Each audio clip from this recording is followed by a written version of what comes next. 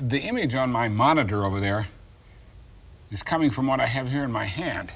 This long stick, and on the end of it is a little piece of ruler. And the image from the ruler is being picked up by this lens, which is a zoom lens. Over here is a television camera. It's a small camera. Isn't it, though? Then the image goes down here through the wire over to the monitor. Now, I've got a ruler, and these are millimeters. Now, I'll move it so that one of them is lined up with the left edge. And how many millimeters can you see now? Well, there's 5, 10, 15, and there's 16, 17, 18 millimeters. Okay.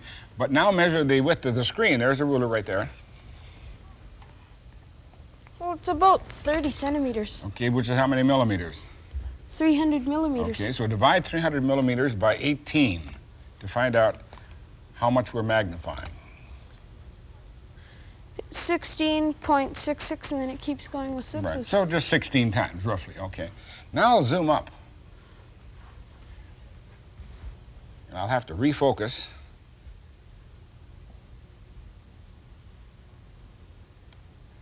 Okay, how many millimeters do you see now? Well, there's 2.5 or 2.5. And remember the whole screen now, when we're at high magnification, is 2.5 millimeters. And now divide that into 300, right? Okay. It's 120. Okay, so at high magnification, we're magnifying how much? 120 times. Right. Okay, now with this microscope setup, I have problems for you to solve. Here is a needle, real skinny little needle. Yeah. And there's an eye in the needle, obviously, that thread goes through, right? Yeah. I want you to tell me the length of the eye. It's a little too small to A little measure. too small to see. Well, when scientists are confronted by that problem, they put the thing they want to measure under the microscope. There's the eye of the needle at low magnification. Here it is at high magnification.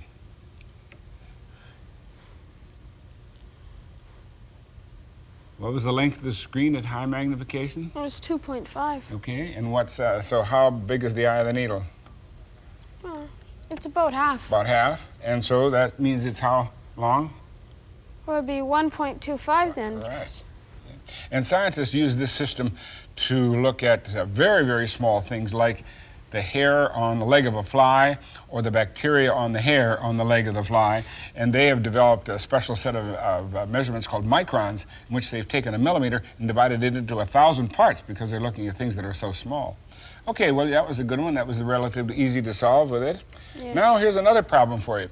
You're an engineer working in a place where they manufacture light bulbs, and you have to design the light bulb with a filament, and the filament has to be about that long in order to get the right kind of resistance and the right amount of light in it. Okay. But you can't have a light bulb that big. No, it'd be easy. So how are you going to get lights. that much wire down into a side of light bulb?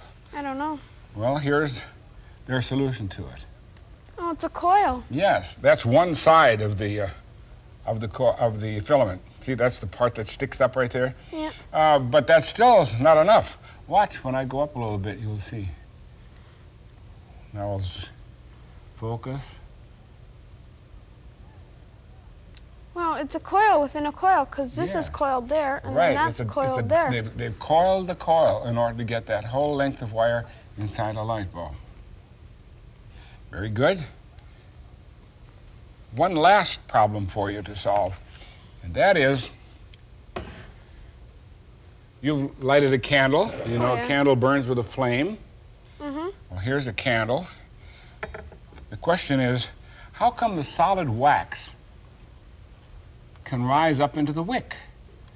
I don't know. Well, let's see what happens when we light it. See, there's some matches over there, Tyler? Oh, yeah. Right here. Okay. Shall I light it? Yeah, go ahead, light it.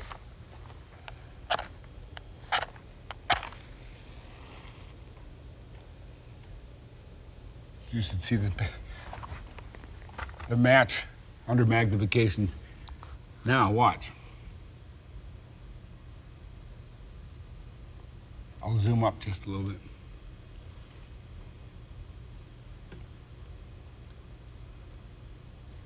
You see the currents? Yeah, the wax is flowing up into the wick. First of all, the flame melts the wax, right? Mm-hmm. Okay, so now it's in liquid form. And now due to a phenomenon called capillary action, it can flow up the little strands in the wick. Just like water, you know, when you blot it up with a paper towel, it absorbs it. Soaks it Okay, up, but now look at the black part of the wick up there. I'll zoom up a little more. I'll refocus.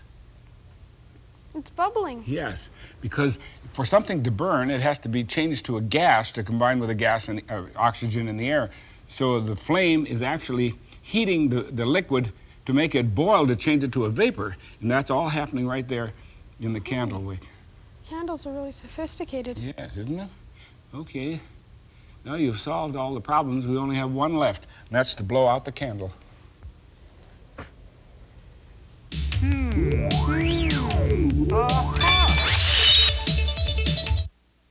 Danielle, here are little pieces of steel. And if I sprinkle them over the top of this cardboard like this, see that circle? Yes. So what do you suspect is underneath there? A magnet. What makes you think that? Because magnets pick up metal things. Yeah, you've made some magnets, have you? Yes. What? Well, we made electromagnets and they picked up paper What'd clips. you pick up? Paper clips. Okay. How about an eraser? Did it pick up that? No. Okay. Now, if I take this little piece of paper with an N on it and put it there, what do you suspect that pole is? A North Pole. Yeah. And if I sprinkle these steel bits over the rest of this, like this, you can see there are other magnets under there, right? Right. And you see those little S's and N's down there? Yes. Okay, what I would like you to do is to put the right N or S by each one of these, depending on what you see is happening with these. If that's an N, what's that? It's a South Pole because they're attracting. Okay, there's an S. Place the S there. Okay. Then if that's an S, what's that? That's an S because they're pushing away from each other. Okay, got another S? Okay. Now, what's this? That must be an S because they're pushing away and these two are Okay. attracting. An S. Now, there's no doubt about what the other one must be because there's only 3 N's left, right? Right. So what must that one be? And then, Now, there are 2 N's left over. You sure? yes. Okay. If I lift this up now. Here was the one that I started with, right? An N. How about this one? Were you right on that? Yes. Were you right on that? Yes. Were you right on that? Yes. Were you right on that? Yes. Congratulations. You were right on every single one. Thank you.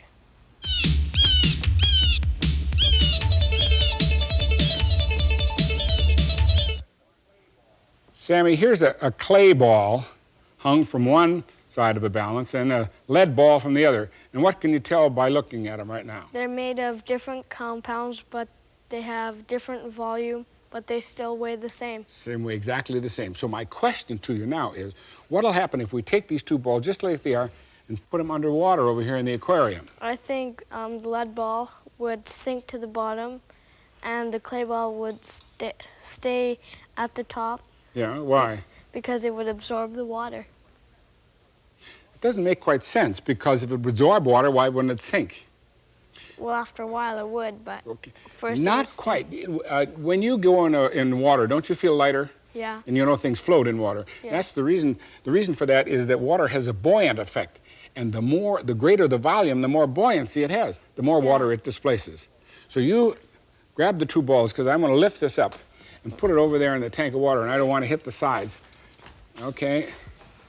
Now you say the lead ball will go down and the clay ball will be up, right? Right. Aha, you were right.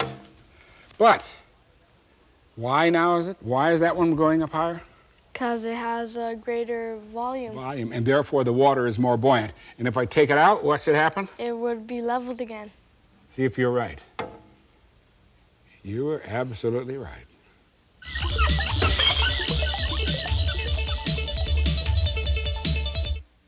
Tarek, start here at the DC supply and follow that wire and see what happens to it. Well, it goes all the way up here, and it goes here, and it meets a clothespin. Yes, and I have the jaws of the clothespin held apart by a little piece of candle. And when it's melted and gets out of the way, 2 wires inside there will touch. And trace what happens on the other side. Well, then it goes all the way up here and it meets a bell. Right. And the bell rings, and what's going to happen to the current then? Comes back All over the here to way. the DC supply. Yes. Okay. Are you ready to light the candle? Yes. Okay, and then you'll get an idea why I call this a fire alarm, including a fire surprise. You'll see why in a minute. Okay.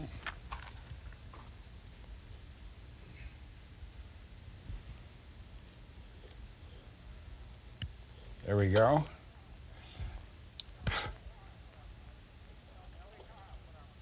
Candle melting? Ha! Put out the candle. Put out the fire. Well, you...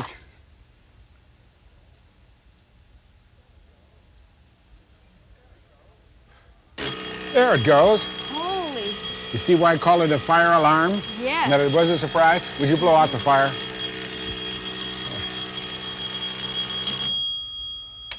Well, clothespins can be used for hanging up clothes, but they're also very useful because you can hold them apart with something and then it comes together as a switch, especially for a homemade fire alarm. This is great. Thank you.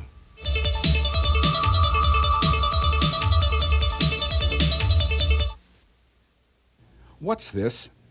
When you eat it, you don't care that it's not a perfect cube, although under other conditions it could be.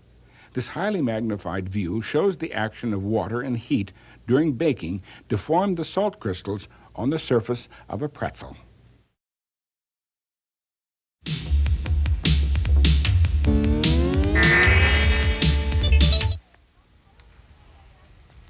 I don't understand why you asked me to put those boxes in. Well, you'll see later because they are probably the four most important conclusions that you will come to as you investigate a very important concept in science, why something floats or sinks. Oh, okay. And that's what we're doing with this scale and my clay boat that I showed you. Okay. And you've already weighed it, right? Mm-hmm. What did it weigh? It weighed 140 grams. Okay, notice that's the first important piece of data. That's why you're putting it in the box. Okay. Okay. Now the next thing is what? That's the water level. Okay, check the water level here in this pitcher. It's about 600 milliliters. Okay.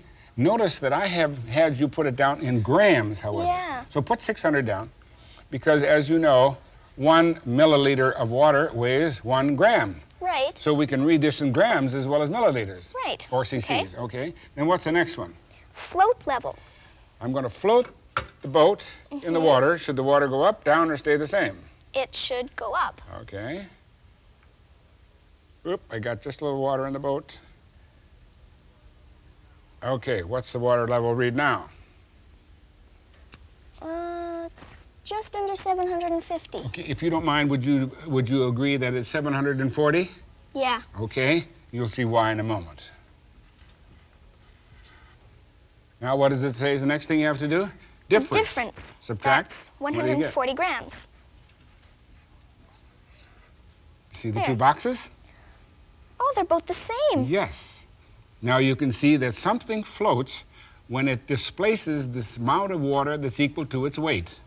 Oh, I And see. it happens to be weight of water, but you can also see it's also the volume of water, right? Right. Right.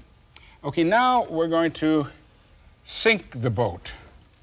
And to do that, I'm going to form it into a ball Okay. like that. Mm-hmm. And then I'm going to put it in the water. Okay. Should the water go up, down, and stay the same? It's not floating anymore now. It should still go up. Okay.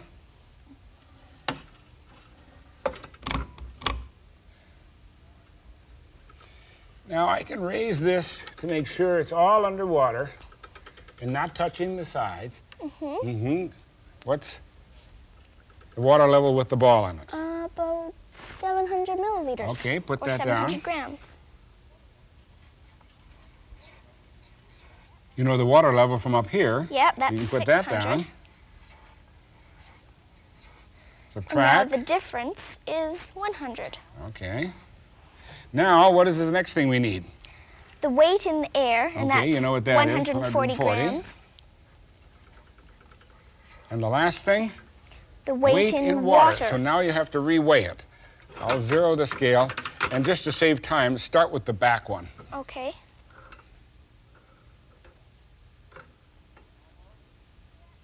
Almost? Yep. Are you sure it's not touching? Okay, what does it read? 40. 40, so put that down. You see what you have to do next? The difference, Yes. and that's 100 grams. And the boxes? Hey, they're the same again. Yes. In other words, think about it this way. When something is in water, you know that it's going to weigh less because you know there's a buoyant effect in water. Even though it sinks, it's still buoyed up by the amount of water it displaces. I see. Only this time we did it in grams instead of cc's or milliliters.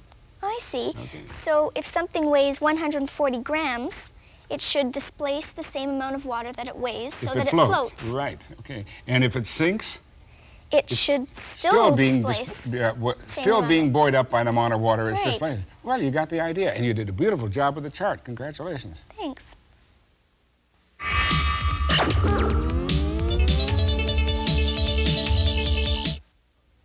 Fill this glass to the top, Laura Lee. Yeah. Put the cardboard on top like I did the other one. Turn it upside down. And now remove the cardboard, and we have 2 glasses filled with water. Right. This is now all set up for the headache tablet mystery, because here is one headache tablet, which I'm going to put under this glass, and another one under this glass.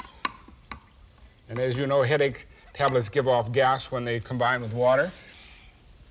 This one's going down. Yes, so is that. Well, not as fast as this one. No, and not as much either. Right. That's the mystery. 2 identical things as much as I could make them, except for one hidden ingredient, and that's what you have to figure out. I don't have it in. May I have your finger, please? That's cold. That's hot. Why should that make any difference? Well, because the tablet mixes with the water and gives off carbon dioxide Right. or gas, then it would expand because of the heat Because of the heat. and make the water go down. Right. In this case, it was cold, so it didn't expand as much. Right. So you see, I now can no longer call it the headache tablet mystery because you've solved it. Congratulations. Thank you. All I needed was your finger.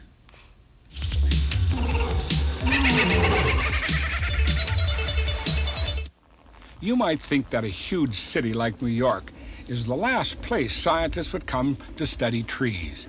However, there are more than 2.5 million trees growing along the city's streets.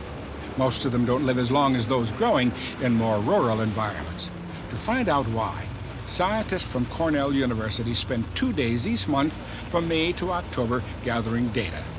Dr. Nina Bosick leads the team.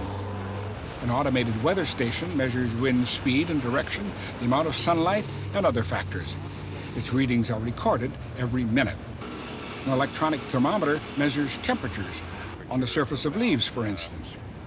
Heat is reflected from the pavement, from buildings, even from traffic, creating an environment that's closer to that of a desert. How much water a city tree takes in and loses appears to be critical to its health. An instrument measures the water loss from individual leaves. The scientists gather their data while the busy city life goes on around them. The team takes samples from the soil, which is usually only a small open space surrounded by concrete and asphalt.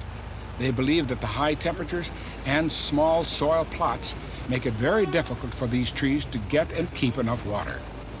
Each tree is measured for growth by using calipers around its trunk. At the end of the season, they collect every single leaf from the test trees, 2,000 to 4,000 leaves from each tree. Later in the laboratory, the surface area of each leaf will be measured, yet another way of determining how much vital water these trees lose.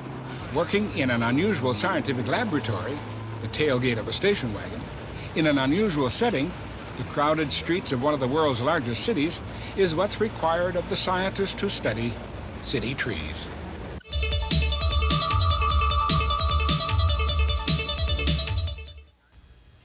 Do you recognize that gentleman, Giselle? Yes, he's Dr. Einstein. He's a famous mathematician. Right, he developed the theory of relativity. He was a very important scientist a long time ago.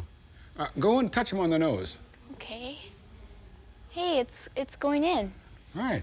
In fact, look. That's the way the normal face would be, right? It's coming out like that. Yet when you turn it here, and put some light up behind it like I have, it comes out. Well, why is it that when you look at it, it looks as if his face is in towards us, but yet it's going in? Look at my nose. Does it go in? No. Yours doesn't go in? No, I don't think Nobody's does go. In fact, from the time you were a child, you've seen human faces, and you know the nose always comes out, the eyes, and so forth. So when you see that, in spite of the fact that you know it's concave, you make it convex, you make it come out. Oh, I get it. So it's sort of an optical illusion that your mind makes it come out, even though it's not. Now, another thing, go back over there, and then go move from side to side, and you'll watch. Dr. Einstein will keep an eye on you. Watch. Okay, now try moving. Hey, he's watching me. Yes, looks like he's following you as you move. Oh, spooky. Sort of weird, right? Yeah, it is. Well, not spooky really, because you know, it's all just an optical illusion.